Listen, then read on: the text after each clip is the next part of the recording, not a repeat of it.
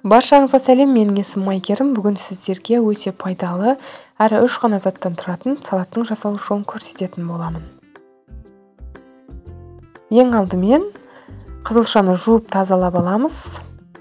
Үстінен су құйып, отта жұмсарғанша пісіреміз. Бізге қажетті заттар осылар: қайнатылған жұмыртқа, піскен қызылша, алма қажет болады. Жаңағы піскен қызылшамыз осылай бөлек ыдыста теркадан өткізіп аламыз.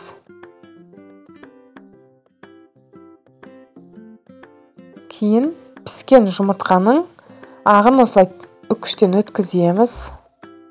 Сарысын үкіштен өткізбей алып қойдым. Қазір осының барлығын үкіштен өткізіп алған соң бетіне әдемілік үшін қажет болады.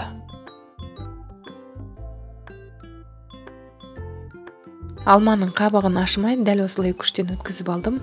Мен бір ғана алманы қостым. Егер де салатты көбірек қылам десеңіз, бұдан да көп қоссаңыз болады. Қызылшаны, жұмыртқаны.